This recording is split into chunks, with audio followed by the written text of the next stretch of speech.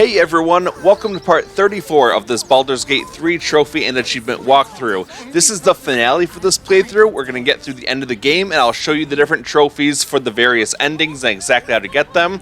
But for right now, we're going to head back to camp because I want to get the Jack of all trades trophy by getting one character to subclass to all of the different subclasses without using withers to respec.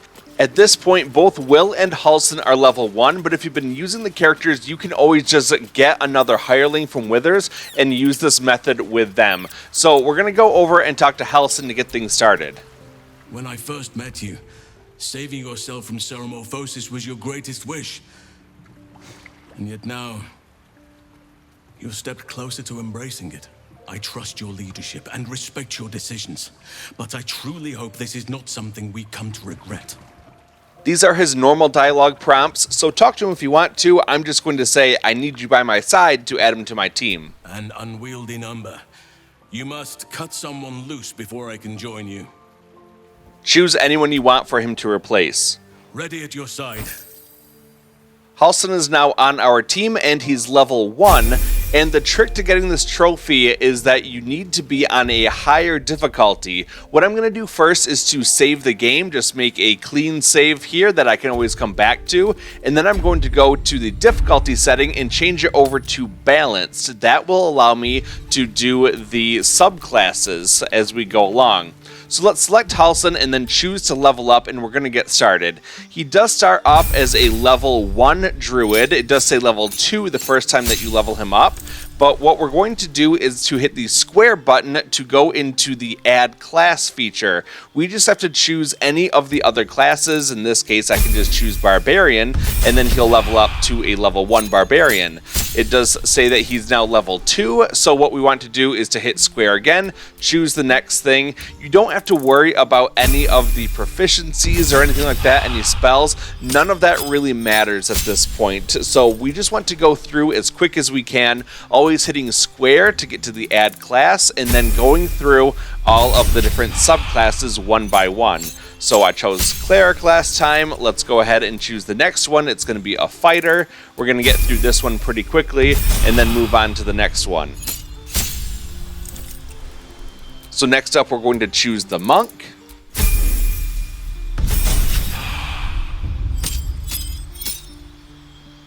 Now we're going to choose the paladin.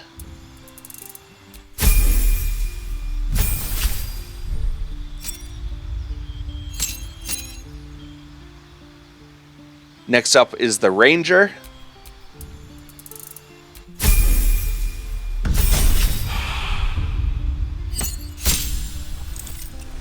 And now we'll subclass to the rogue.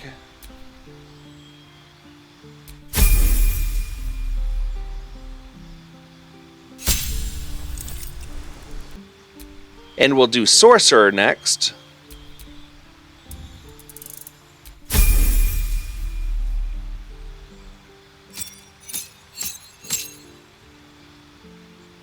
Next is going to be the warlock.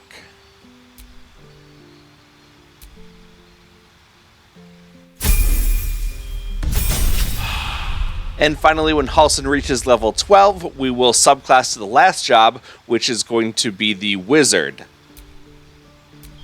And as soon as you lock in all of your choices, then what you'll see is you'll get the trophy called Jack of all trades.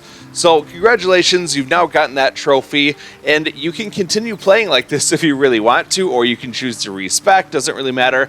But because we made that clean save right before here, we're just going to go back in time with loading the previous save, and we'll be right back to where we were before we talked to Halsin. Now what we want to do is just head back over. I'm going to put Astarion back onto the team, and then we'll be able to continue on from here. Alright, with the Astarion on the team, we're going to go and get another couple allies as well as some new equipment.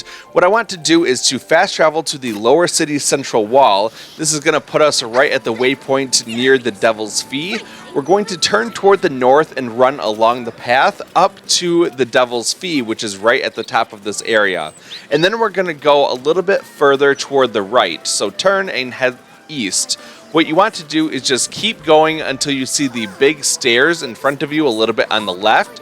You want to climb up those stairs, and an old friend is going to be waiting at the top of them. So run up the stairs, turn toward the left, and then you'll see Dammon right over here. Let's go ahead and talk to him. Karlach, you're looking well. Would be a lot better if you find a way to fix this engine, Dammon. I haven't stopped trying, but all roads lead to a dead end. Sorry, I didn't mean... Never mind. Glad you're all right in any case. Nice forge you've got here. Best I've had in years. Mistress of the house lets me operate from here for a fair price. I'd be lying if I said I wasn't happy. Good. Someone should be. Could we see your wares? Certainly. So Dammon's got some really nice pieces of equipment. The purple equipment here, such as the Armor of Persistence. It reduces all incoming damage by 2, and we gain resistances. He's also got the Boots of Persistence here, and that gives us freedom of movement and long strider, and +1 to dexterity saving throws. And finally, he's got the Legacy of the Masters, a really nice pair of gloves for us that gives us +2 bonus to attack and damage rolls with weapons. Shout if you need anything else. Unfortunately for Dammon, I have no interest in buying those from him. So what I'm going to do is the same trick that we did in the House of Hope, where you can steal something pretty easily by distracting the person you're trying to pickpocket or to steal from. So I'm going to separate Astarion from the rest of the group, and while the monk is talking to Dammon, I'm just going to pickpocket him. Now, you might fail, and that's okay, because Dammon won't be very happy with you, but he's not going to really do anything about it either. With your hand in a pocket. Embarrassing. And possibly dangerous. As you can see, he's not going to call the cops or do anything like that, so we can just keep trying as much as we want. What can I do for you? All he's going to do is to continue to have a bad favor toward us, but that's okay. We still get him as an ally no matter what. So now I'm just going to go through and to keep pickpocketing him until I grab the boots, the armor, and the gloves that we wanted. He does have a key, but it doesn't really do anything important, so don't worry about stealing that one. All the equipment that we just stole is really good, so I want to equip it now. I'm going to go over to Lae'zel because she can really benefit from a lot of this. The Armor of Persistence will raise her armor class up by 1, and we keep the same benefit of having the damage reduced by 2. We're also going to equip the Boots of Persistence and the Legacy of the Masters on her, and she's going to be well suited to do lots of damage to her enemies going forward. So once all of that is equipped, then we're going to go over and we're going to recruit yet another ally, and that's going to be Mole, who is found down in the sewers. If you'll remember from the last part, we stole Mole's contract from the House of Hope, and now we can go return it to her. So what we want to do is to fast travel over to the Basilisk Gate, and when you get there, you're going to automatically be put into a fight. Triggered their transformation. But was it deliberate or accidental? As you can see, the Elder Brain has turned the people of Baldur's Gate who are infected by tadpoles into mind flayers. This can actually happen at various places throughout Baldur's Gate, so as you run around the city, don't be surprised if you have to fight a little group of mind flayers at some point. We're just going to take out these 3 mind flayers. They're not very difficult at all. We can do lots of damage to them every turn, and there are other people around here who kind of act as our allies in this fight. So once we get through this pretty quickly, then we're going to continue on. It's breaking free. We must discover where it is hidden before that happens. Alright, see this building right here by the cart? That is where you have to go if you talk to Elminster at camp and then do Gale's side quest to go and talk to Mystra. There's a statue in there with her. It's not very important for us to do, so we're going to skip that over, but that's the location you have to go. Instead, we're going to head down into the manhole here, and we're going to go back to where Mole is. We just have to run through the broken down wall that we took care of a long time ago, and then run across the this area until we get to the far side of this room, and then turn toward the left and just follow the path around and up the stairs. From here, we're just going to go through the door and then continue over toward the left side. Continue on down the stairs in front of you, turning left, and Mole will be just ahead of you on the left side. So let's go ahead and talk to her now. Ready to do some business? I found the contract you signed with Raphael, Mole. Do you want it? Give me that! Can't have this floating around loose. I thought I was meant to be the thief. Is this how you survived the Shadowlands? A deal with Raphael? So what if it is? Choosing the right allies is just common sense. You wouldn't have made it this far on your own. Big Raph doesn't own me. He's just giving me the tools to keep myself alive and to take what I want. As for what that is, well, you didn't think I planned to stop at running the Fetcher's brats, did you? I'm impressed. You saw an opportunity for power and you took it. I knew you'd understand. Everyone's owned by somebody. Might as well sign up to be on the winning team. To get Mole to be your ally, you cannot tell her about Raphael's death. So instead, say, Persuasion, make sure we're all on the winning team. There's a fight for the city's survival coming, and I'll need your help. That has a skill check of 15. We should be able to get that with all of our bonuses very easily. I wouldn't miss it for the world. Baldur's Gate is home now, and the brats are my family. Nobody messes with my family. Alright, we are all good to go now. If you look inside your journal at the quest called Gather Your Allies, you can now see all the different people that we have on our team. There's actually quite a few that we can call on in the final moments of the game to help us along with the last fight. So we've done really good work. We haven't gotten all of them, but definitely the pertinent ones that we can get. Now what we're going to do is head on over toward the end of the game by going over toward the Undercity, but the quickest way to get to where we're going is actually to travel over to the Temple of Baal. This is right by where we fought Orin. Now what we're going to do is, starting off from the Temple of Baal, we're going to run a little bit toward the east, and then we're going to go over toward the right side, just go around this little pathway here, down the stairs, and we're going to backtrack basically the way that we took to get down here earlier on. So just keep running around this path until you get to the top. Now we're going to climb up the ladder, and then climb up the other ladder on the side. Now let's keep going along the only path as we go straight forward. When you get up toward the top of this area, there's an intersection. Go left and go up the stairs. When you get to the top, there'll be something that looks like a little building here. Go around through what could be considered the door, and then just keep going through toward the other side. You're going to continue to follow the path down. There's only really one way to go here, and just follow that around until you get to the next area.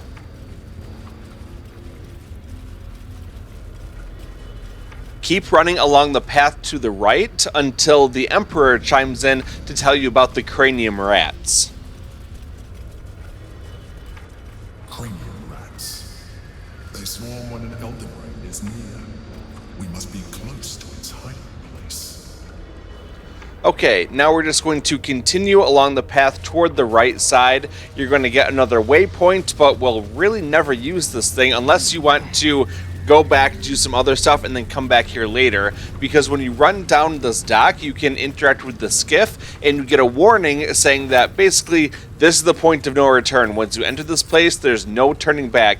You can't access your camp or the items stored there, and new players won't be able to join your party. So this is the last call for anything that you want to do with the side quests. You can go do whatever you want to with the rest of it. I'm just going to do a long rest to make sure that I'm fully prepared, and now I'm going to interact with that skiff and continue on toward the end of the game.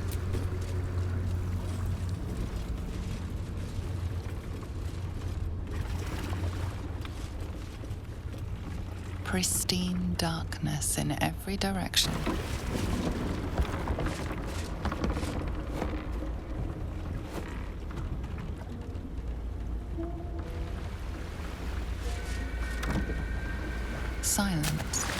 but for the gentle, rhythmic slap of water on rock as your vessel cuts through.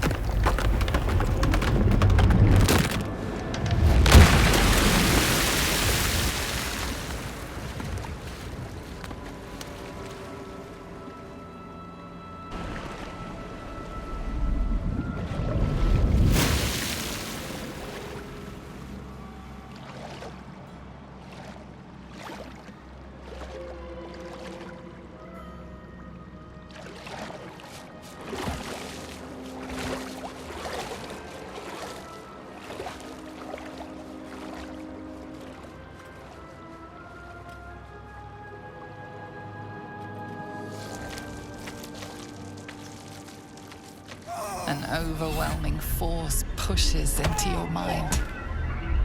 The brain. It is here.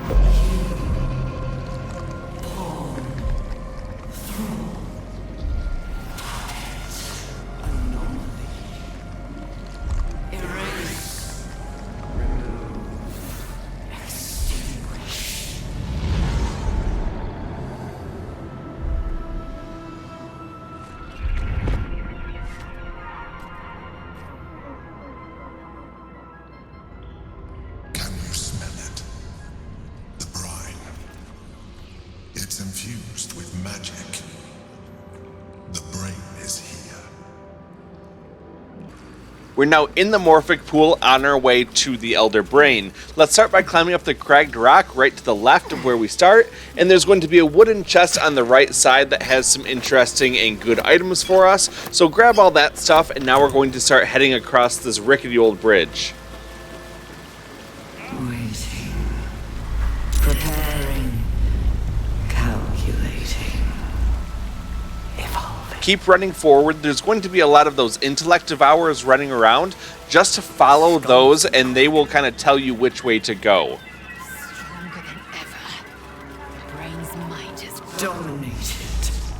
Controlled. Crowned. looks like an ambush. Be careful in this area because we're about to be ambushed by a lot of things as soon as you go for these rocks. We have a lot of the intellect devourers and some intellect gluttons in this area that are the big green ones that are a little bit tougher. So what you want to keep in mind is that those green intellect gluttons, when you kill them, they explode and they do some damage to everything around you. That actually can be nice because it can take out some of those other little intellect devourers around here. You just have to watch out for the caustic brine that they spill all over the place. So what I like to do is to separate my party members. There's going to be a couple pools of this brine there. Just keep party members kind of by one of them or the other one. So I'm just going to use the monk with his big mobility to run over here, take out this intellect glutton that's going to pop him and take care of some of the other enemies here. And now I can run around and take out the other enemies in the same spot.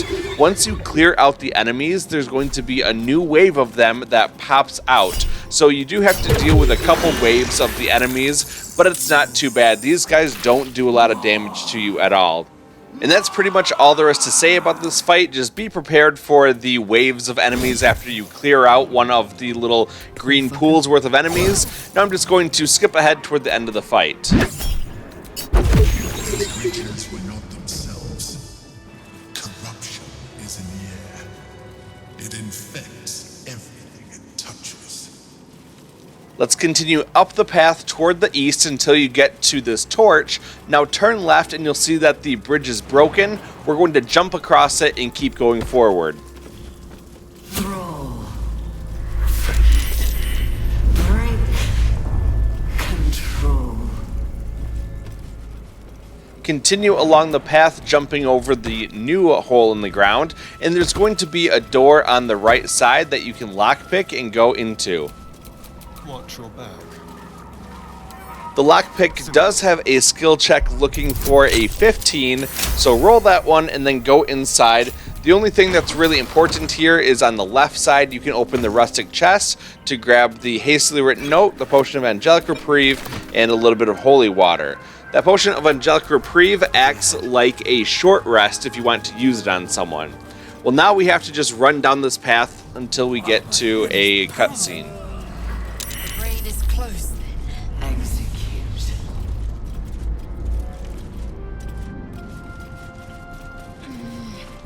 Execute. Fulfill. Execute. Fulfill. Execute.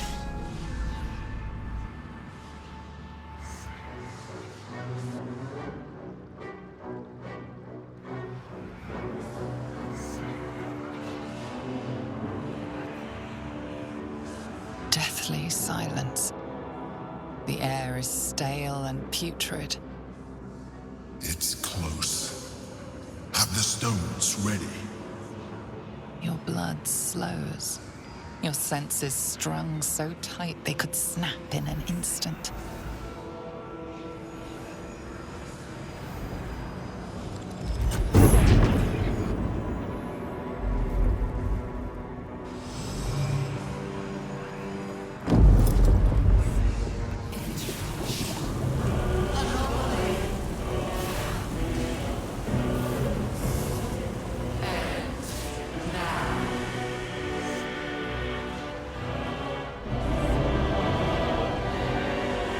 You think you know why you are here?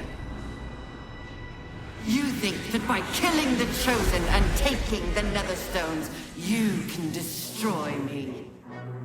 You are wrong.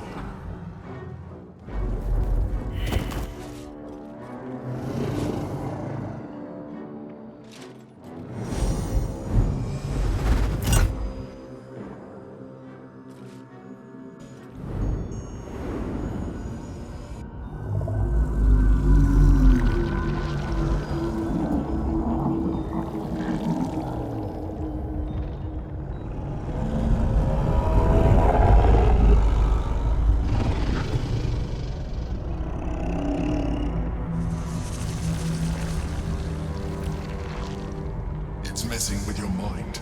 Don't listen to it. Use the stones. Strength. Muster the full might of your physical form. Throw it into breaking through the brain's defenses.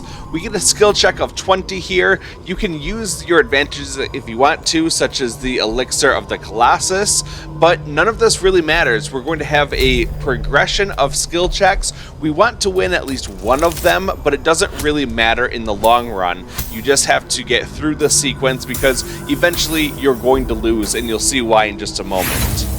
If you fail, don't worry, you can move on without using an inspiration point. I'm doing it just to show you what happens if you do succeed in one of them. You basically just get a pretty red light that shines at the brain.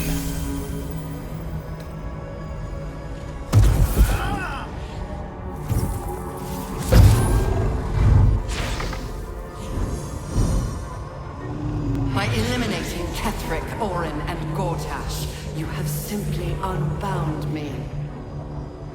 Exactly as I intended. The crown is now mine to command. Mine alone. Don't listen to it. Focus on the crown. Again, it doesn't really matter. We're just going to say dexterity. The crown is an unmissable target. Set it in your sights and trust that you will strike true. This gives us a skill check of 25, even tougher than the last one, so don't be afraid if you lose this one. Again, it doesn't matter. Don't use your inspiration points, just move on and continue.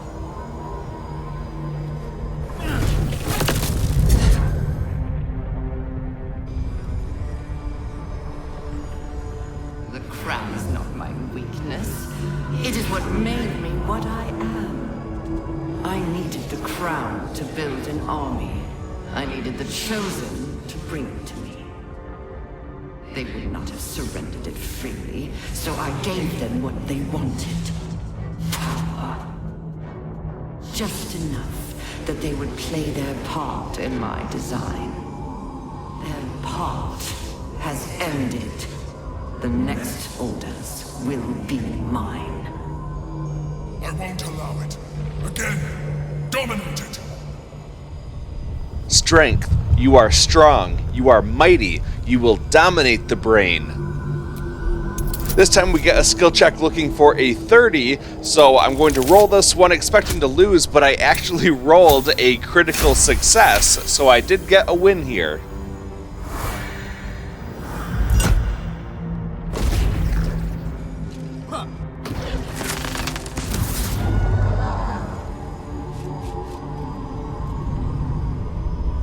And you had your role to play too. Who do you think told the Chosen about the astral prism? Who do you think planted the knowledge of Orpheus's power and the fear of what it could do?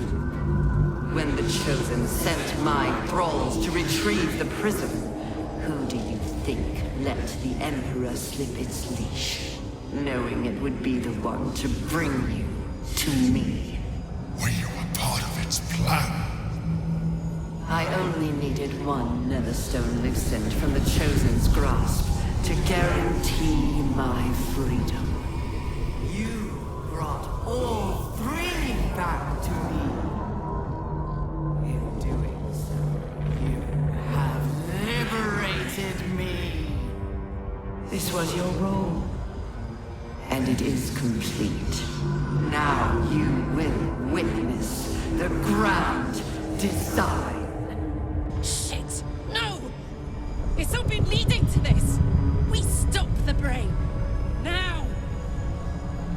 Choose any option you want to dominate the brain. We get a skill check looking for a measly 99. Yeah, good luck getting that one to work. You need to roll a 20 naturally, only a 5% chance of that happening. So go ahead, roll. It probably won't work out for you, and then we're going to continue on and you'll see exactly what happens because you're pretty much meant to lose.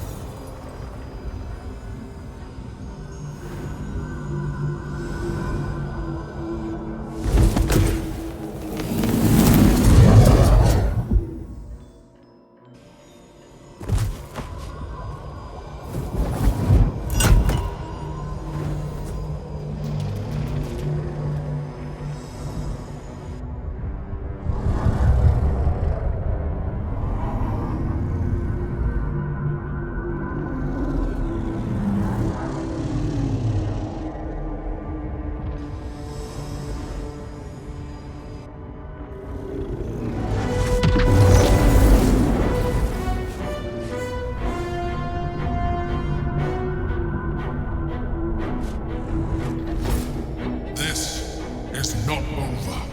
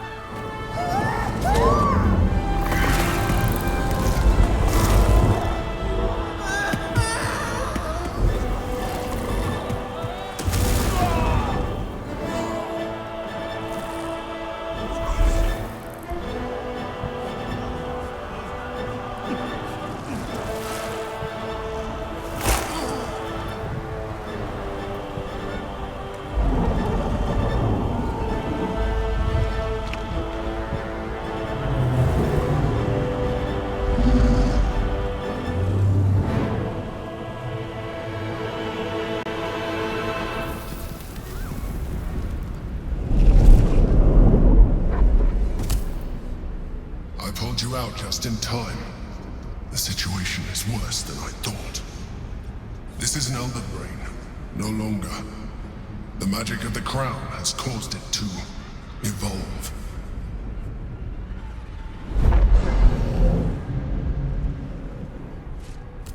It has become something more. A nether brain. I thought the nether stones were supposed to allow us to dominate the brain. I thought so too. But that was when I believed it was still an Elder Brain. It has been anticipating our every move from the start. I underestimated it. We will need to rethink our plan. Well, now that we've confronted the Elder Brain and found out that it really wasn't an Elder Brain, we need to make some very important decisions that will directly impact the ending of the game, as well as which trophies we can get. So just follow along as we move through here. First thing you want to do is just to jump way down to the bottom here, going into the mouth of the skull at the very bottom, and then you can run forward to find where the Emperor is right next to Orpheus. So continue to run all the way and then just follow along as we go through these choices.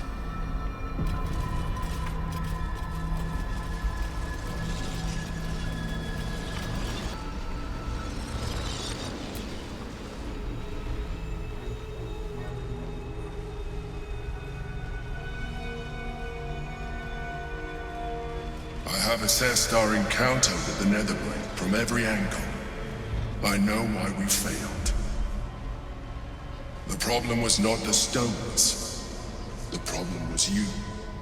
You can make only one move at a time, but the Netherbrain calculates every possible move at once. It knows what you will do. It knows everything you could possibly do. You cannot outmaneuver it. To defeat it, you would have to think like an Anithian. Better yet, be one. Your mind is not capable of this. Mine is. You will give the stones to me. I will assimilate Orpheus, and then I will be able to leave this prison to face the brain. Assimilate him. Skvar! No! Now is the time to liberate him. Do not stand against me. When you say assimilate Orpheus, what do you mean by that? I will consume his thoughts, his knowledge, his brain. So you would kill him. He is Gith's heir. You'd be the Githyanki people's betrayer. You'd be my betrayer. I realize he is of some significance to you, but he is of even more value to our cause. There is another way. We will free Orpheus. You still don't trust me. After all we've been through, remember, I have been your salvation from the very beginning. Your knight in shining armor. I freed you from the Nautiloid, prevented you from crashing to your death. I have protected you ever since, at no small cost to myself.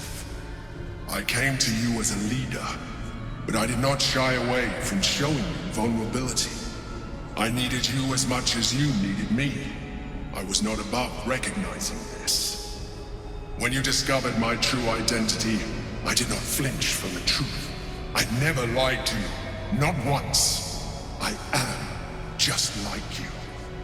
We have the same enemy, the same story.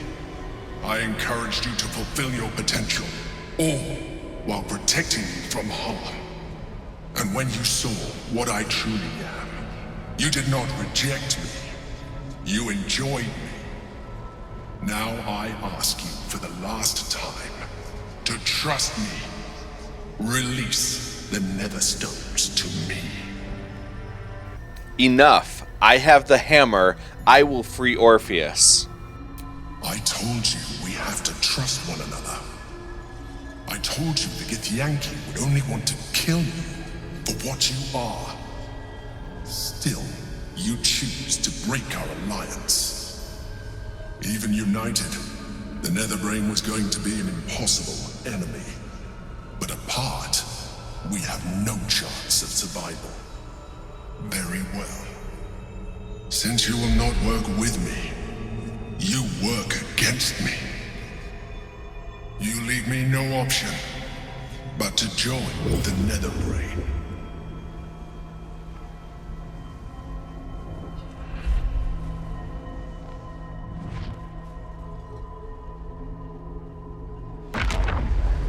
We can free Orpheus. Orpheus, my prince. It Let's is talk to time. Lae'zel. The gate is gone. Our mission is set. Smash the crystals with the hammer and free the Prince of the Comet. Gith's beloved son will lead us to a sure victory against the Netherbrain. Let's do as she says. We're just going to equip the Orphic hammer on any character you want to, and then run over there and smash the crystals that are binding him.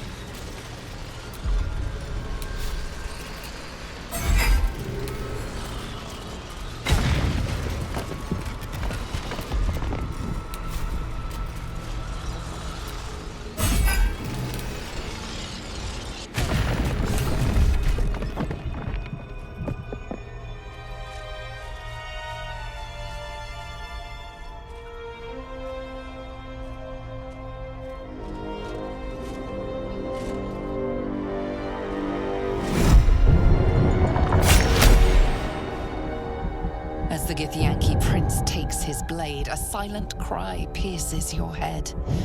It's unlike any sensation you've ever felt. You reek of Illithid. You fornicated with a mind flayer. And you slaughtered my honor guard. Nonetheless, it seems we must be allies. Your Majesty, the Prince of the Comet, Gith's true heir. It is an honor. Do not patronize me.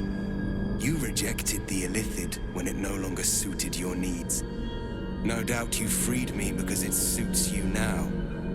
I will neither forgive nor forget your abuse of my powers. I had no choice. Without your powers, I would have died. That is true. And it would have been the honorable outcome for one destined to become Gake. You had the opportunity to surrender yourself to my honor guard. They would have given you a noble end. They would have freed me, and I would have stopped the Elder Brain before it evolved into a Nether Brain. All that suffering, avoidable, were it not for the choices you made. Let's forget about the past. I was misled. What now? We will destroy the Netherbrain together, and put a stop to this nascent empire before it expands into the stars. The Gake was correct about one thing. The Netherbrain's power is beyond us. The hardest metal in the world would not cut through its mind, for it is made of thought itself. At this point, it will take an Illithid to unleash the full potential of the Netherstones. I understand. If that's what it takes, I'll do it. Wait. Maybe you don't have to. It should be me. Why you? I'm dying. My heart feels like a live grenade. Gonna blow any minute. You still have a life to live. I don't. If this is the end for me, let me be the motherfucker who saved the world. To get the Ceremorphosis trophy at the end of the game, you have to either choose the first option, letting Karlach turn into the Mind Flayer, or choose the second option and turn ourselves into the Mind Flayer. But it makes things a little bit easier later on if we choose to do it ourselves. So I'm going to say option 2, no Karlach, this is for me to do. I'll embrace the parasite. I'll evolve. I know you. I know you know your own mind. If this is what you want, then all I can say is, give 'em hell, soldier. Fascinating. You take on the sacrifice, though you could have foisted your responsibility onto another. Perhaps I misjudged you. The Netherbrain wants nothing more than to see all infected become Ghaik. My defenses keep the voice of the Absolute out. But just as I can raise them, so I can lower them. I will allow the voice of the Absolute in. Once it reaches you, it will order you to transform. It will only take a moment. And once you are a Mind Flayer, I will fold you under my protection once more. You will be the savior of empires. Not least, my own. With the withdrawal of Orpheus's power, your mind is rushed with the full force of the Netherbrain. You feel a compulsion unlike anything you've ever known. Excruciating and exhilarating in equal measure. You wish nothing in the world but to evolve. Then, complete silence, as you are once again closed off from the Netherbrain's mind. My people will remember you. The rebel Illithid who stood beside their reborn prince and ended the grand design. Let us return now to the city and follow the path of the Netherbrain. Now that we're a Mind Flayer, we have a host of new abilities that we can choose from, and even if we had some of the Mind Flayer abilities before, they've been upgraded and changed. I'm going to take off the Orphic Hammer because you still retain the job that you were, so I'm still a monk who can do more damage barehanded than with a weapon. So off goes the Orphic Hammer, and now I can float my way right over to the portal to High Hall.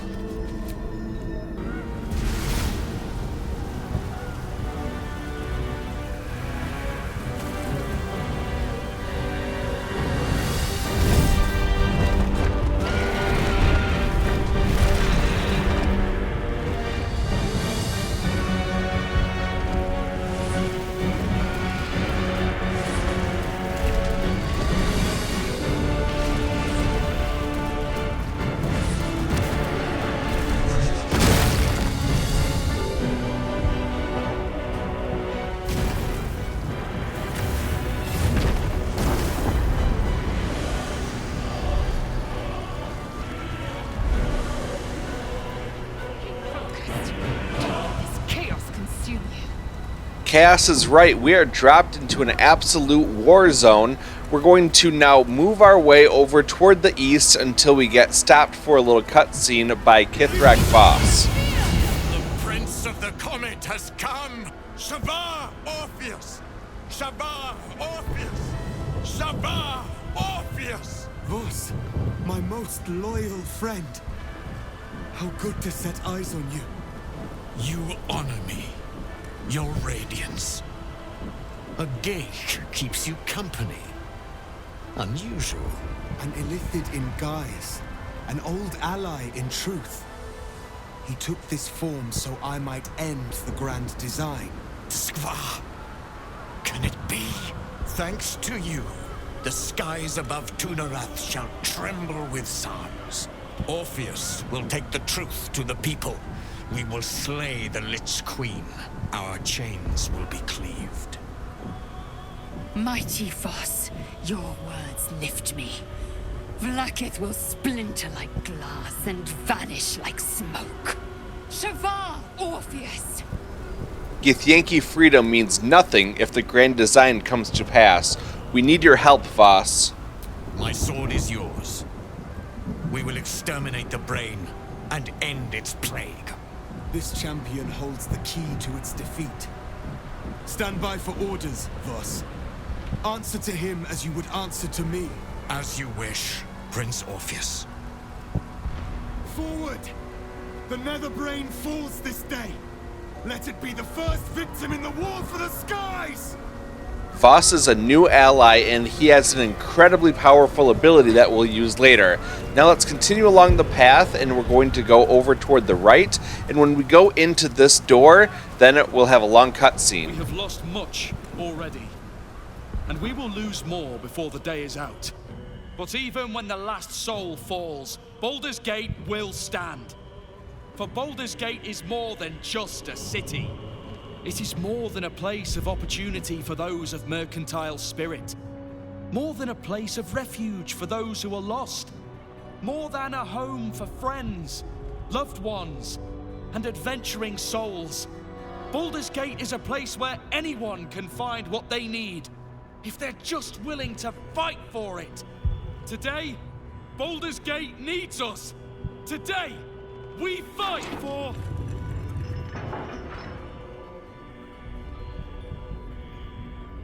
You're late, friend. This is the one you spoke of. The very same. The champion we've been waiting for. The one who will save Baldur's Gate from ruin. The Fist eyes you with suspicion. He was not expecting the savior of Baldur's Gate to be a mind flayer.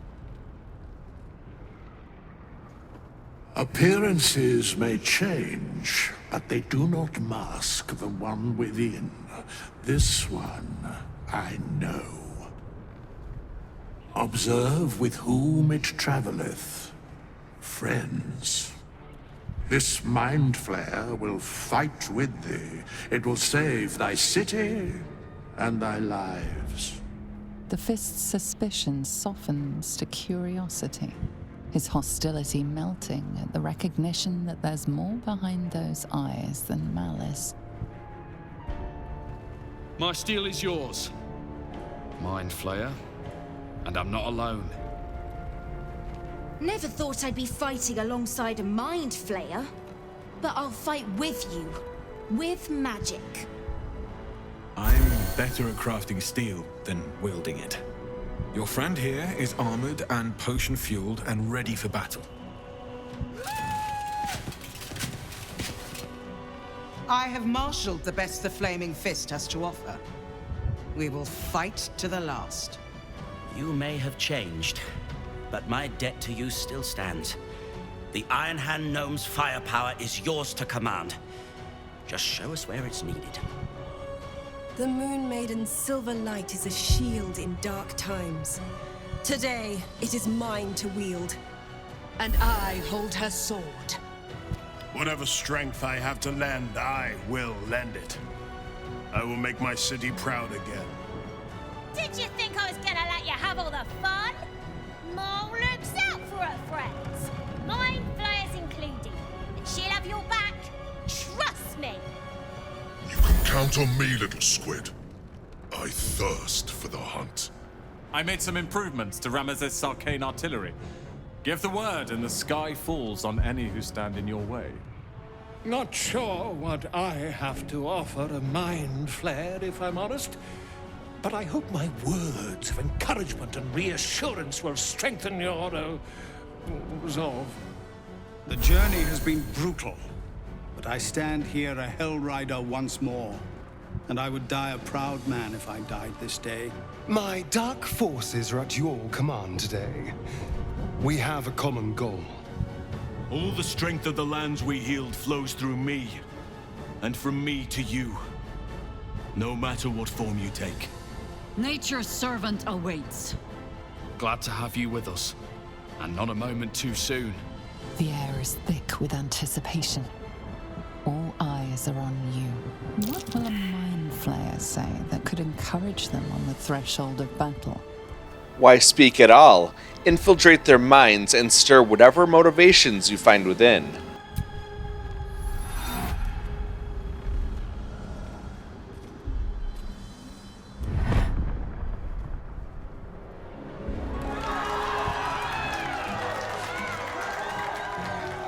We'll prepare ourselves.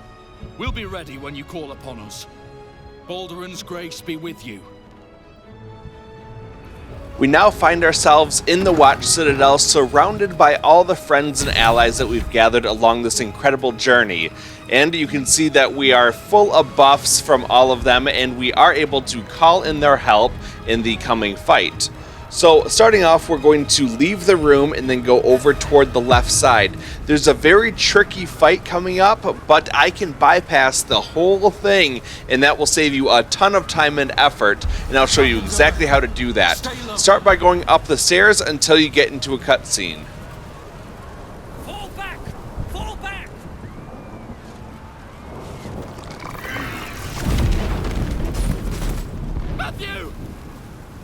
him be!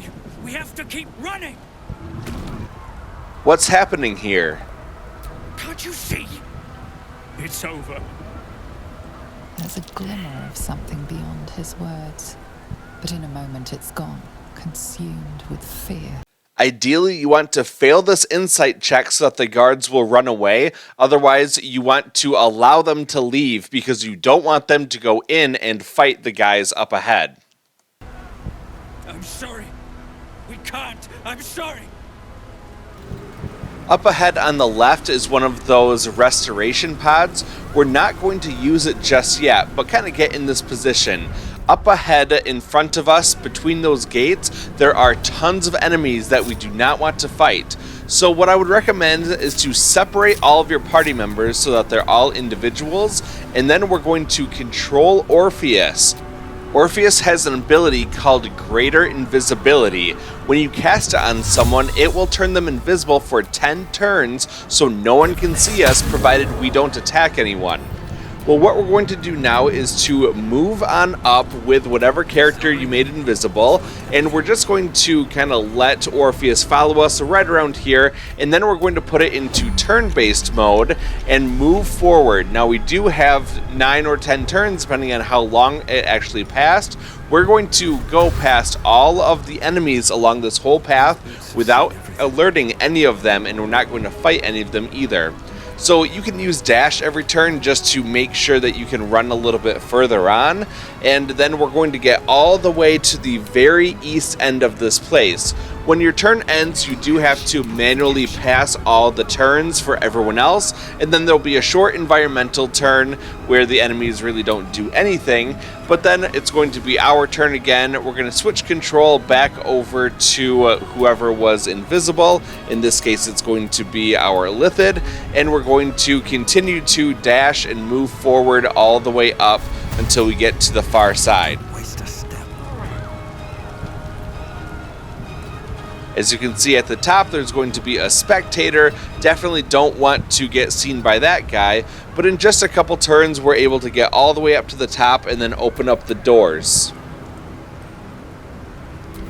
Now we're going to switch back over to our characters, just kind of going through them and canceling all their turns, skipping it all, and finally we're going to go back to whoever is invisible and then just move them a little bit further up into the next area just so that we can't be seen by anything. Just stop right about here at the edge of the stairs. You don't want to go any further than about the point that it tells you that the game is auto-saving.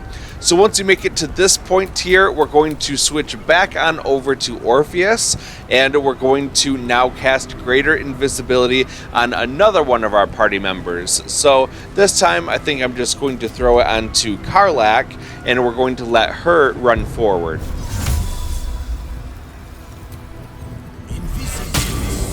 Now, when you cast it on her, Orpheus is not going to want to follow Karlach or anyone else, only the person that he's considered the pet or companion of. So you can switch it back over to the non-turn-based mode and then just run normally like you would. You will have your turns counting down, but that's okay. You have more than enough time to get all the way up to the top without being seen by anyone. Again, just don't interact with anyone or anything as you go up.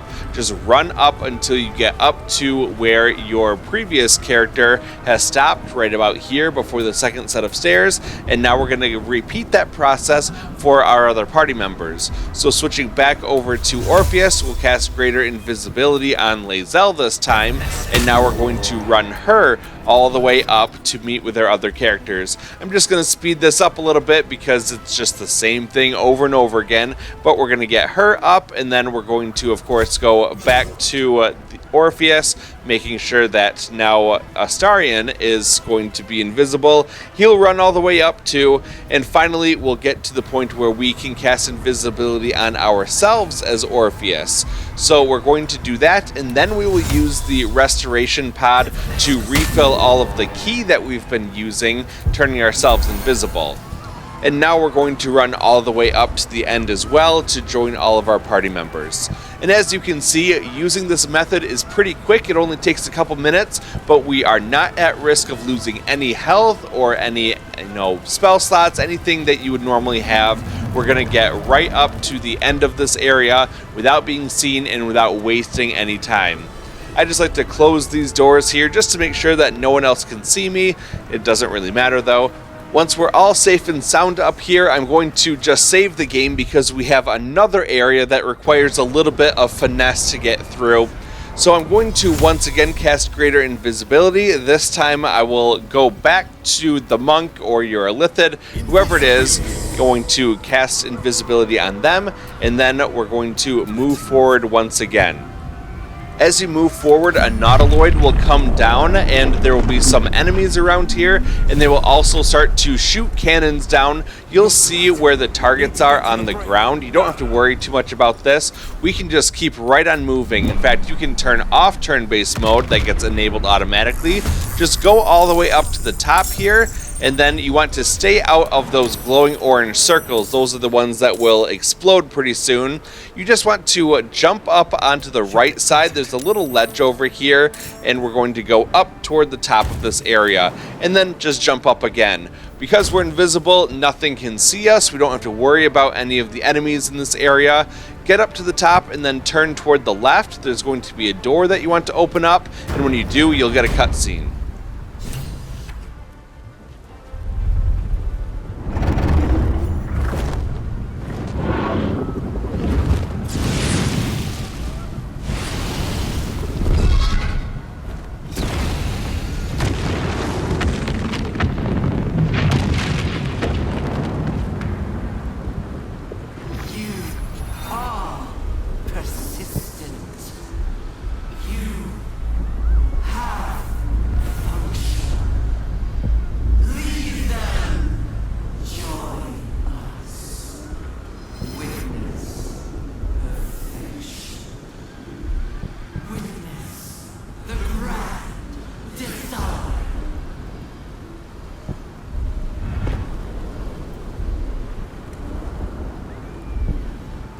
Conveniently, all of our party members get teleported right up here with us, so it's a lot faster doing it this way. I'm going to then use this restoration pod to refill our health and any spell slots, any key points, whatever that you want to get refilled. Make sure you save the game and then head forward and interact with the brainstem to go face off against another brain.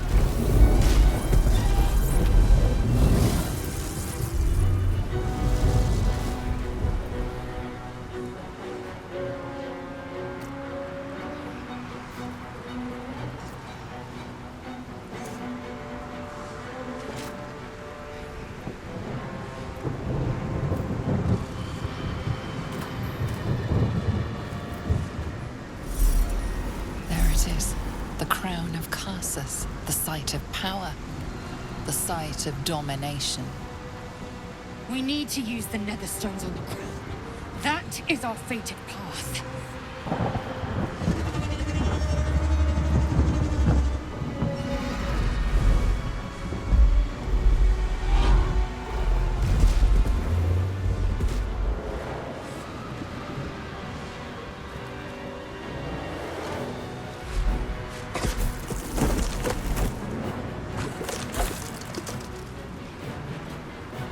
Gods!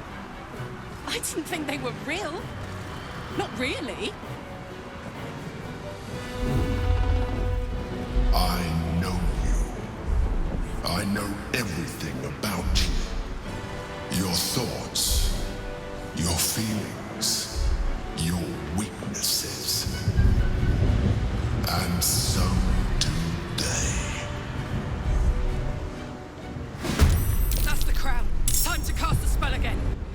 Alright, here we have the final fight against the Nether Brain atop the Nether Brain. What you'll see is that there's a lot of enemies out there, but we have a lot of allies. Hold down the right directional button to pull up the radial menu to find all of them. I'm going to choose Kithraki Inferno. This is the one that we get for befriending Kithrak Voss. What you want to do is just choose a spot on the ground to start the Dragon's Fire line, and then just draw a line across. Try to get all of the enemies in this straight line here. So you're able to get a really nice Dragon's Breath blast all across the battlefield here and hit multiple enemies for a lot of damage. They'll take some initial damage, but they'll also take damage every turn that they're still standing in it, which for most of them, as soon as their turn starts, they're going to drop. That's a great way to start off this battle. As you move down into the battlefield, beware because there will be these tentacles that pop up all over the brain. So you will need to eliminate those or they will try to attack you. Ultimately, what your goal is to get yourself up to the far side of this area.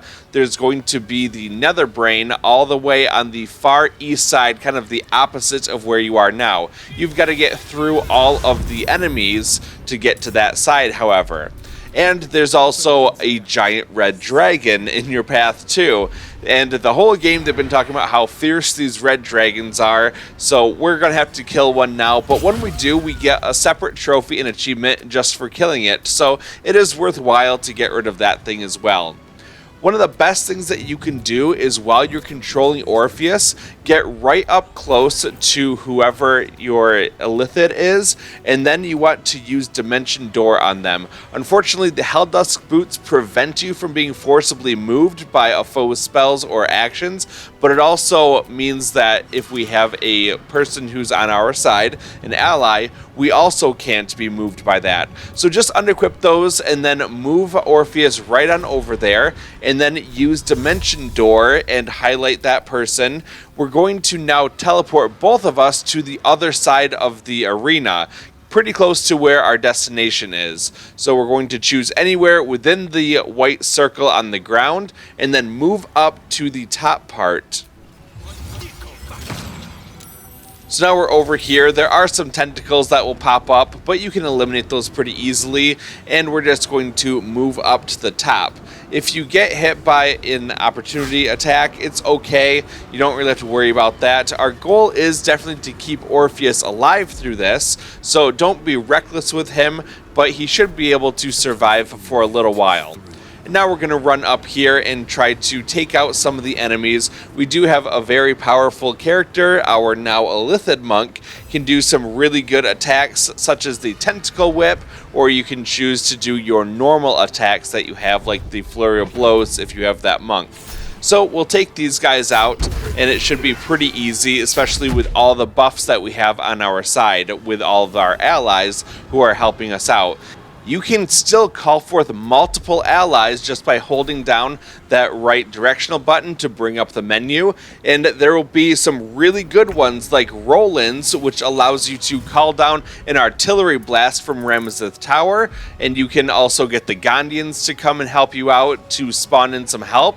But I like to use the Sword of the Silverlight to get Dame Aelin to come and join us. She's incredibly powerful, and we can put her down right next to this dragon, and she can really start to tear him up and do a lot of damage against him. But feel free to use all the allies you want to, except for one. You do not want to call Zevlor into this fight, because if he dies, and because he's a tiefling, you will lose out on the Leave No One Behind trophy. So do not call Zevlor under any circumstance here, but you can use anyone else that you want to give yourself the numbers advantage as we go along. We're just going to keep fighting off the enemies as we go through this area, and then we're going to keep trying to get that dragon's health down as much as possible. Try to save your things like Action Surge for when it really matters, when we're able to do more damage to that dominated red dragon. As Dame Aelin, you can do numerous attacks against enemies. I like to use Lunar Blessing, which puts a big moonbeam over you, and what that will do is cause damage at the beginning of your turn and the beginning of the enemy's turn. So as long as you're in close proximity to the enemy, they're going to take bonus damage every turn. And now we can use Lunar Smite against that dominated red dragon to start doing a little bit of damage. If you have your Illithid, you can use things like Perilous Stakes to buff the damage going out. Your main goal is to eliminate that red dragon as quick as possible. It is definitely the strongest thing on the enemy's team and the thing that you need to worry about the most. But as you can see, Dame Aelin did a good chunk of damage to that red dragon in just one turn, and it won't last a whole lot longer, especially when we get Lae'zel in to start attacking it with all of her bonuses, all of her bonus attacks, and then using Action Surge to get even more attacks in. Now, one thing that I haven't mentioned is on the right side of the screen, you'll see it says 4 turns remaining. This is not really a hard countdown or anything. It's not like the game ends if you don't get to the end within those 4 turns. But at that point, it does get a little bit more difficult because then the Netherbrain will call in a Nautiloid ship to drop in reinforcements as well as shoot off cannons, and you'll be able to see where the artillery fire is and try to dodge that as best as possible. So it's not a big deal if that timer runs out. You ideally will want to finish the fight as quick as possible, but don't worry if you're running low on turns. These Illithid Arcanists, they like to use things like Magic Missile, and it can actually rack up a fair bit of damage against your characters, especially Orpheus, because he is kind of on the weak side of things. He doesn't have a whole lot of health to begin with. Well, now we're going to continue hacking away at these tentacles. They do go down in probably one hit. They're pretty weak. They've only got about 22 health. And there's also some Dream Guardians. And there is the Emperor, who is on the side of the Netherbrain. You heard him say that he was going to join with the Netherbrain because we're against him. So it's not such a great situation for us having to deal with all of these enemies, but I do think that it's better if you free Orpheus rather than letting Orpheus die, because that makes Lae'zel really unhappy with us, and I do want to keep her around for this fight just because of how strong she is and what a valuable ally she's been throughout this game. You can see I do about a quarter of the enemy's health with Astarion there, just using a sneak attack range, getting that critical hit with the bonus damage that we get because he is an ascended vampire. A truly remarkable person and a great damage dealer. We'll just keep him back there chipping away at that red dragon, doing lots of damage every turn using those sneak attack ranges and going into the cutting action hides to make sure that we get the advantage on it. Where we're just going to continue along now using Lae'zel. You can see the enemy is down below half health, and we're going to start attacking like crazy. So hitting him hard, hitting him again and again, using Action Surge, getting those critical hits, using our Great Weapon Master ability to do even more damage. We should be able to eliminate this thing with all of those bonus attacks that we get on our side, and this guy will not last very long with all the rage that Lae'zel has to offer. And there you go, that is one red dragon down, and for that we get the Interfectorem Draconis trophy for defeating the red dragon. Unfortunately, when you loot it, you don't get anything, but I guess it makes sense because this is the end of the game, so what use do you have for loot? Well, we're going to keep going, and we do have the Emperor right here, so we do need to eliminate him as well. We're going to run Lae'zel right over there and continue fighting. You know, she took out a red dragon, and she's going to continue her onslaught by doing tons of damage to the Emperor as well. So the Emperor is now below half health, and we can just continue fighting using Dame Aelin or anyone else that we have around to do lots of damage. I skipped ahead in the fight a little bit because nothing really interesting happened. I took out some of those tentacles and the other mind flayers up top, and now it's the Emperor's turn to be taken down. And I think that it's a great bit of poetic justice that it's Orpheus who will defeat the Emperor literally with his bare hands. The Emperor had kept Orpheus enslaved for who knows how many years, and now it's Orpheus's turn to get a little bit of revenge, to take down the Emperor, and with that, another great threat is defeated, and we can move on to the real target, which is going to be the Crown of Karsus right in this top part of the battlefield. In order to defeat the Crown of Karsus, we actually have to use a very particular skill against it. That is called Karsus's Compulsion. You want to use that on the Crown of Karsus. It doesn't take effect right away, you have to channel it for one turn. So now let's skip ahead until the beginning of that next turn when it actually takes effect, and you can see what happens.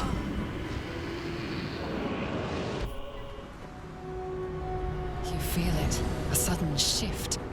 The brain is weakening, its grasp of itself slipping. This is your chance.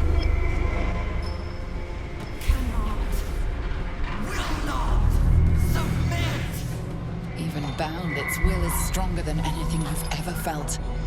The chains shake, threatening to break at any moment.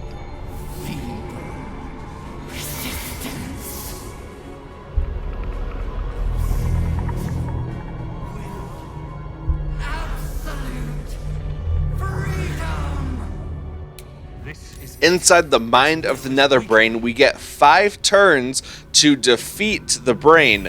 So the brain is resisting the chains of Karsus. We need to defeat it before it breaks free. You'll see all these platforms around here. You do take some damage if you just jump down there. You could also choose to fly down there without taking damage. Probably should have thought about doing that before I just jumped down. But you want to take out the enemy as quickly as possible. Now, with all of those different platforms in that area, eventually the Netherbrain is going to target some of them, and they will kind of glow red or have a red outline. Those will be disintegrated very soon, so you need to move your characters off of those platforms so that they do not fall down and instantly die. You need to be very careful about that going forward. So now what we want to do is just to continue moving whatever characters we can inside of that portal to go fight against the Netherbrain. It's not a big deal if you don't get a whole lot of people in, especially if you're playing on an easier difficulty like Explorer. But the Netherbrain will continue to fight against you, and it can use some reaction attacks against you as well to do a little bit of damage to the first person who hurts it in a turn. As you'll recall, there was that countdown at the beginning of the fight, starting at 4 and counting down until a Nautiloid will come and help out the Netherbrain. So that timer has now expired, and the Nautiloid will come in and start to help out. You can see the orange circles on the ground. Those are where the artillery strikes are going to be. Just make sure that your characters get out of there before all of that happens. So we're going to run a character over and use the portal to get down into the mind of the Netherbrain. You can kind of hop down if you have enough movement speed, but can't do a whole lot with Karlach right now. She's kind of bound where she is. But you can see on the left side now what I was talking about earlier, where those platforms have that big glowing purple ball, and they're also outlined in red. Those are the platforms that you need to stay away from so that you don't get blown up. So right now we are at risk of falling down and dying once those platforms explode, but I can run over to the other side and we're going to be pretty well set up at this point. Let's start attacking this enemy called the Unbreakable Will of the Netherbrain. If you have things like potions of speed or anything that give you more attacks, it'll only help you out to get through this a little bit faster, but it doesn't really matter because we can do a lot of damage anyway. So let's just keep doing as many attacks as we can. We took out probably a good quarter of its health with just one turn there with one character. But of course, the more characters you get down inside there, the quicker it's going to go. We'll keep up our defenses outside pretty well because there can still be reinforcements being dropped from the Nautiloid, but it would be good to bring Lae'zel into the portal and then have her move down and start helping out with this fight. So between the Illithid monk that I have and Lae'zel, we should be able to get through this no problem taking out the enemies here. Just going to jump her all the way down. It does lose a lot of health, but we also have a good amount of extra health. We got, I think, 30 extra temporary hit points just because we had all of our allies and they gave different bonuses and things. So we're now going to continue fighting the Netherbrain. It uses that Orb of Negation, and it's going to try to blow up the other platforms around here. And the Nautiloid will launch all of its artillery, doing lots of damage to whatever was in those circles. We are definitely in danger now on this side of the Netherbrain, destroying those platforms. As you can see, you do not want to be on those at all. There's only one little spot that I have left available to me. It's toward the side or the back of the Netherbrain. So I'm just going to run over here to be a little bit safer and then start attacking away. We still have lots of attacks because we're a monk and we've got lots of key points too, so we can attack with that as well as using Lae'zel with all of her attacks as well. We should be able to get through this fight and destroy the Netherbrain. Even though it has lots of health right now, we should be able to take it out with just this one turn in the pairing of these two characters using good attacks. If you want to use your things like Luck of the Far Realms to guarantee those critical hits, just to make sure that this goes a lot faster. Hold nothing back. Like I said, this is the end of the game. This is the last fight, so you've got nothing to worry about going forward. All you have to do is give the Netherbrain everything that you've got and to take it out.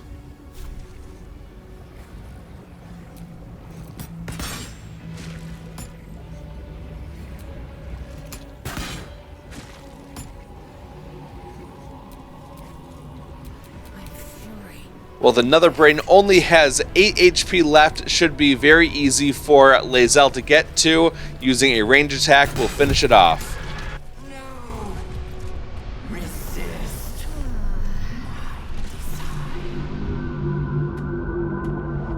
Impossible. Pain. Fear. Terror. Reconsider. Assess. Implore. Surrender.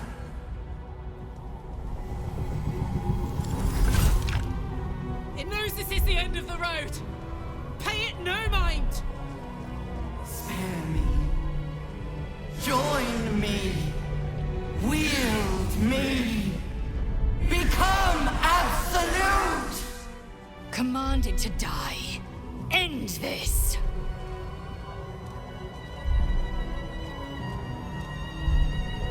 This is a critical juncture that determines which ending you get, as well as which trophies you get for those associated endings. So make a save right here, because we're going to come back to it in just a minute to choose the other option. Starting off, I'm going to choose the second option, dominate the brain, become the absolute, conquer the world, for the bad ending.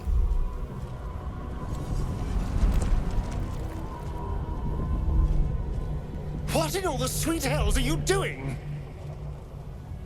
I'm doing what I planned to do from the beginning, taking control.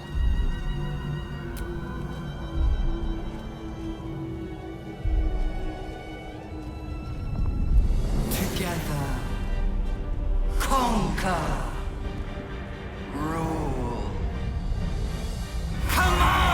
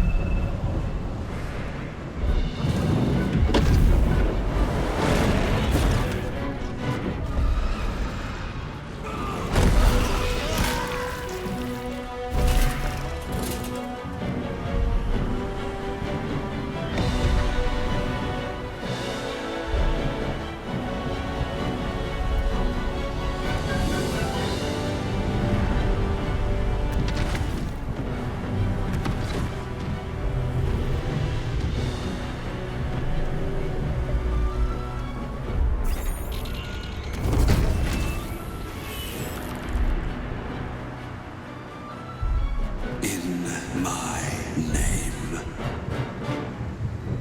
And now we get 3 trophies. The first is called All's Well That Ends Well, by beating the game on any difficulty and getting any ending.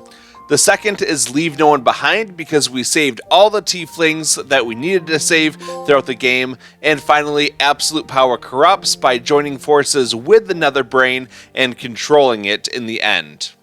You can watch the credits if you want to, otherwise just hit that circle button to go back to the main menu, and then we're going to reload our previous save inside the mind of the Netherbrain. That will take us right back to the last decision point that we had to make, and then we're going to choose the other option. This time we're going to say, command the brain to destroy the tadpoles and then itself to get the good ending.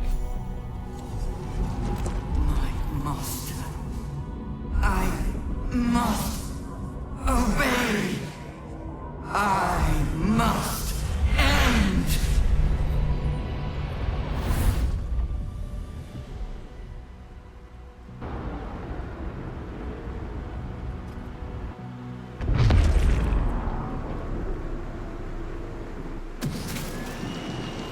Hopes, nightmares, and the screams of legions upon legions of unborn illithids.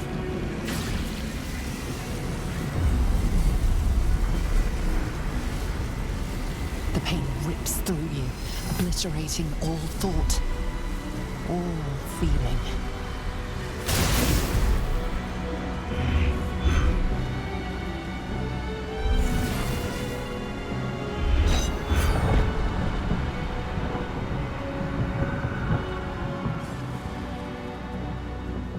Silence. For the first time in a long time, your thoughts are entirely your own. And then, gravity.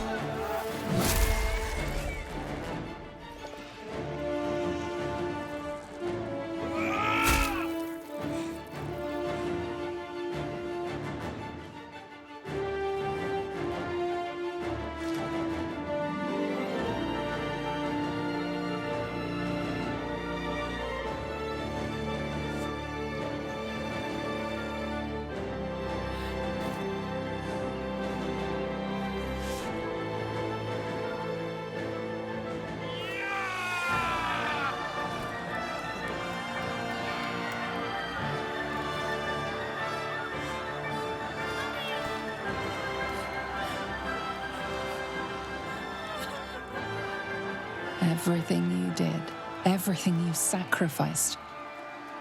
It was worth it. For this.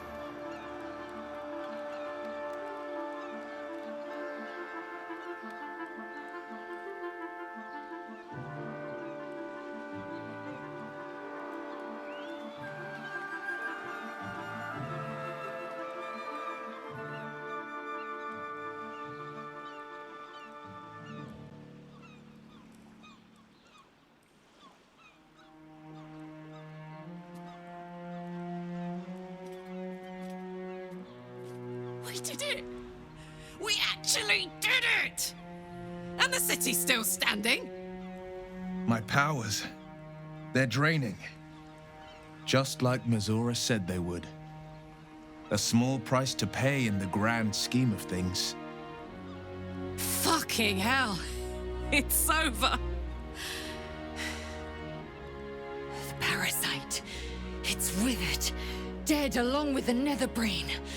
I am cleansed. I will never be a filthy geich. Only mild offense intended, of course. You did the unthinkable, and I'm grateful for it.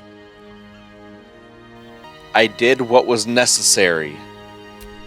I will ensure that all Githyanki know your name and your sacrifice. What you have done today will start a fire that rages across the astral plane. With their lost prince returned, my people will burn away Vlaakith's corruption. And it is all thanks to you. The Illithid who defied a netherbrain. I couldn't have done it alone. Remember my friends when you remember me. As you wish, my savior.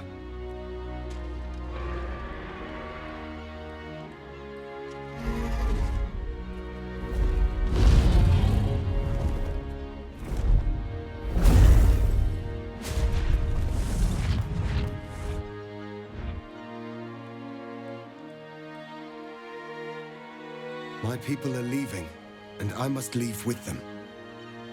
Come, Lae'zel. We will free the Githyanki and dismantle the Empire. Let them be imprisoned no longer.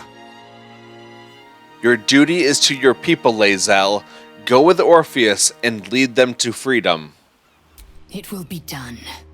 I will never be free while my people are still bound by Vlaakith's chains.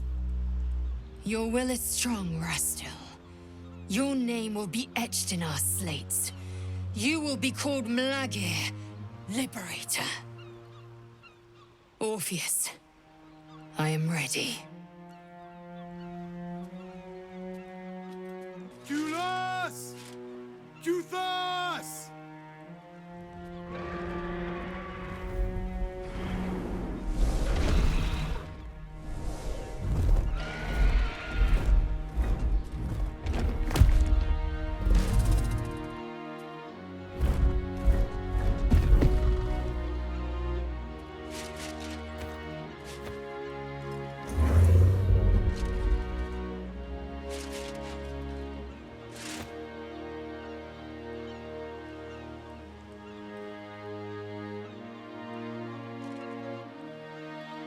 Farewell, Gestil, my liberator.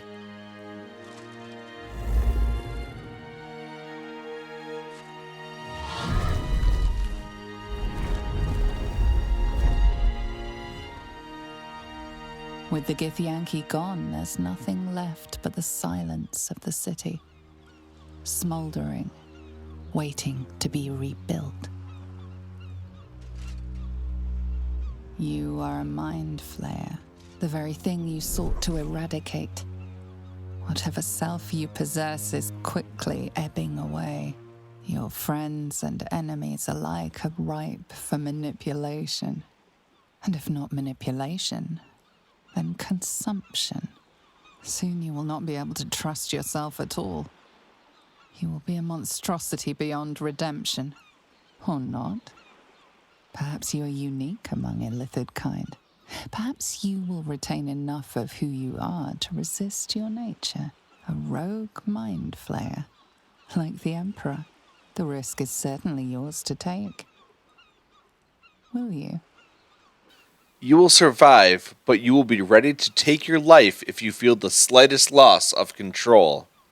You have thwarted the Illithid Grand Design. You have defeated 3 Chosen and a Nether Brain. You are miraculous.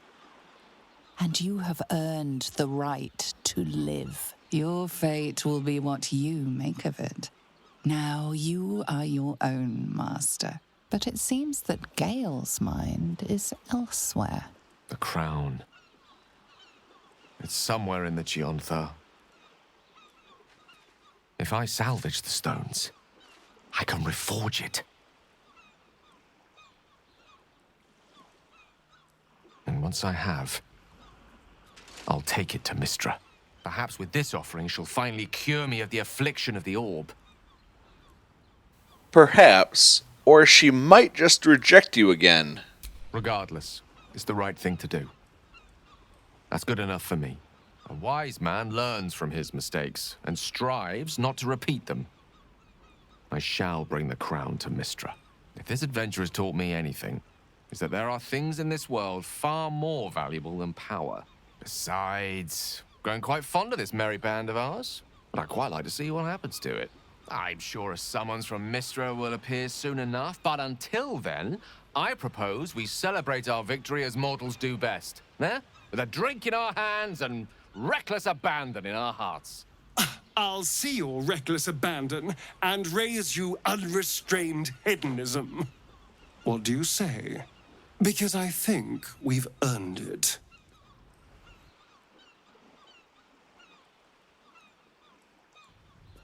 A quick rest, and then to work. There's a lot of good a Mind Flayer could do in this world, and I intend to do it. We've certainly benefited from your gifts. It stands to reason that others may do so also. Whatever the next step, the path will still be there come morn. There is no harm in taking a moment to honor the fallen. Then, quite honestly, to sleep. We did it, soldier.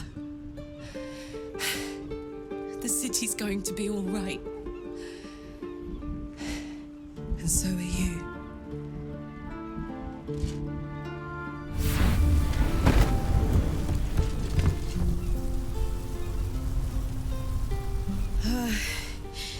Engine's finally cooked.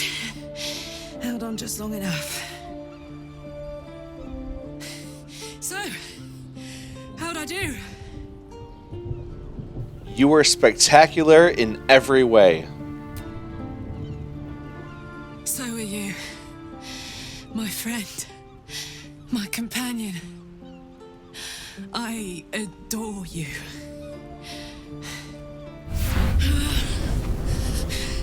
Careful! Hot! I never gave up. I did my best. I did my best. That's the one thing I can't beat, isn't it? I wanted to live in my city with my friends. But life is for the living. And I saw...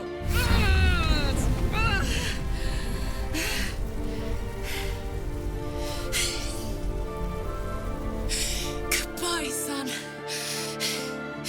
Goodbye, sea.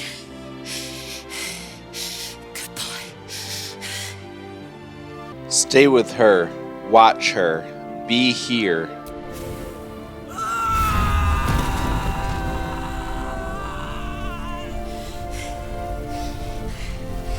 I'm ready.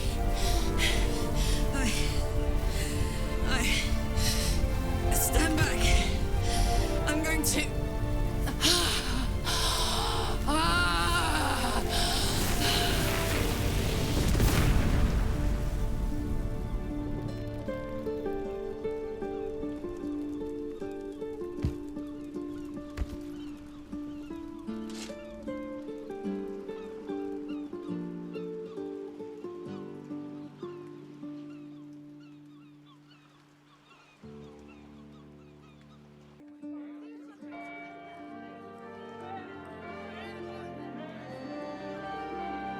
It's over. And it's all because of you. You, who were destined to become a thrall. Thanks to you, there will be no Illithid empire, no death god's tyranny.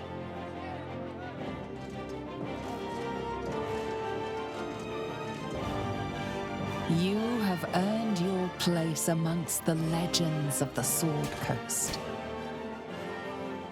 You are the saviors of Baldur's Gate.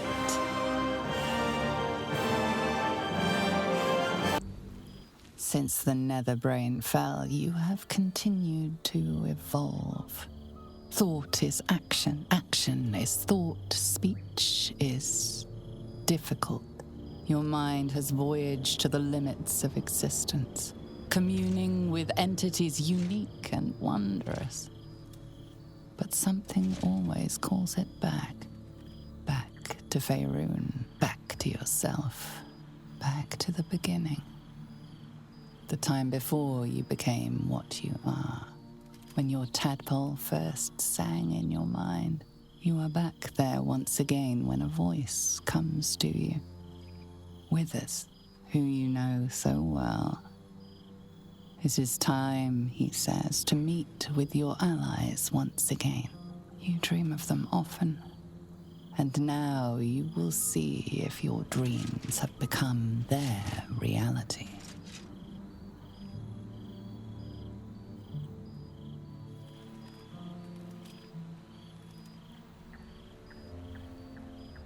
Thou wert called here, some from above, some below. For with thine bond, together thou hast kept the wheel of fate spinning when it threatened to halt.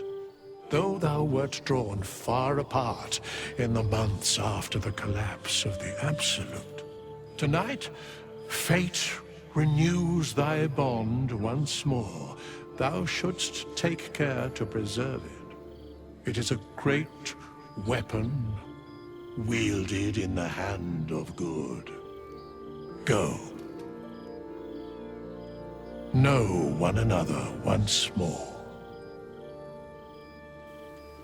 Your camp is filled with all of your companions, and you can go around and chat with them, and I would definitely recommend doing so. There's just a lot going on that I'm not going to cover all of it because it would take probably an extra hour to do all of that. So instead, when you're ready and you've talked to everyone and gotten your fill of what everyone has been up to, you want to follow the quest marker over toward where Withers is. He's across this little log here in the river, and he's inside this other little house area, and we're going to go talk to him now. Thou feelst it still. She is not here. She who was the boldest. Hast thy thoughts been with brave Karlach often? Can't you bring her back? She would not come. The world is so much worse for her being gone. There was no one like her. Correct.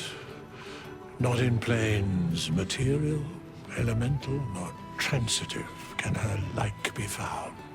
In but 10 days, an entire life was lived. More than mortal years. Mortal centuries were hers.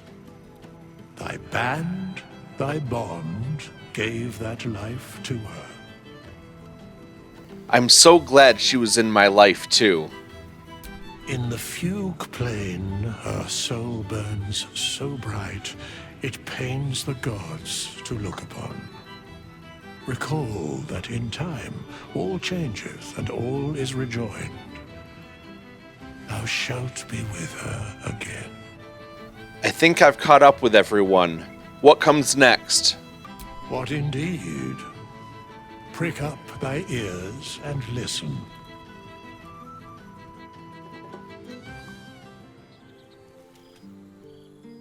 The balance of the world restored. The balance of these lives, mortal and otherwise, brought to account. Hear me. Thou heroes, wastrels, friends, I have waited long to tell you these words. It is over.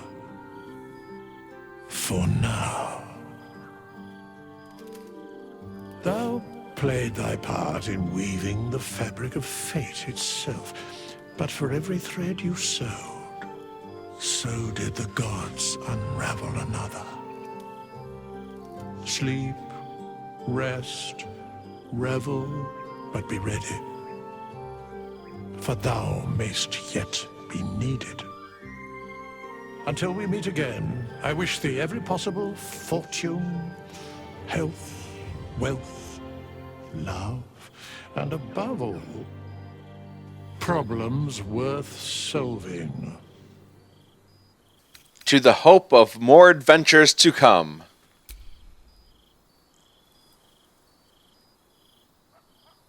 To you.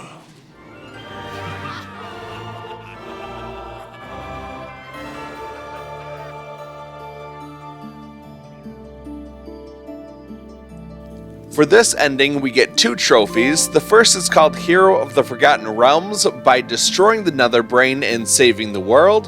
And secondly, we get Ceremorphosis for turning ourselves into a Mind Flayer, making the ultimate sacrifice for the sake of Baldur's Gate. We once again get all of the credits, so you can watch those if you want to, but otherwise you can hit circle, and then you will be able to see the after credit scene involving Withers. There thou art, the dead 3. Thy faces gods, thy actions barely worthy of the name. Didst truly believe thy ploy would succeed? Didst believe I would not notice? Thou soughtst to bolster thy strength by taking away the souls of mortals. But souls vanish when their hosts become mind flayers. Didst think the other gods would not notice? Gods thou may be, yet thou hast proven thyself fools. Everyone. The supplication of Bane, the whimper of Baal, the death mule of Merkel. Felled by mortals, I overestimated thee. They did not. Vermin, away. Thou wilt trouble us no more.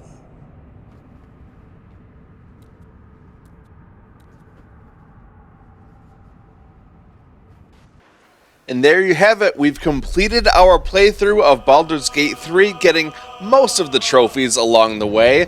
I did unfortunately miss that Hot Date trophy, and there are more trophies for completing the game on Tactician difficulty and some with the Dark Urge. So I'm going to do that next. I'm going to do a Tactician run with the Dark Urge, and I hope that you'll come along on that journey with me as well. So thank you so much for watching, I really appreciate it. Make sure you hit that like button if you enjoyed this series so far, as well as subscribe to see the Tactician run with the Dark Urge. So I'm going to be working on that run. I'm almost done with Act 1 already, so it should be pretty quick to throw that thing together for you, and I'll present it to you as soon as I can. So again, thanks for watching. I really appreciate all the support that you've given the series, and I look forward to bringing you more great content in the future. Until then, thanks for watching, and have a good day.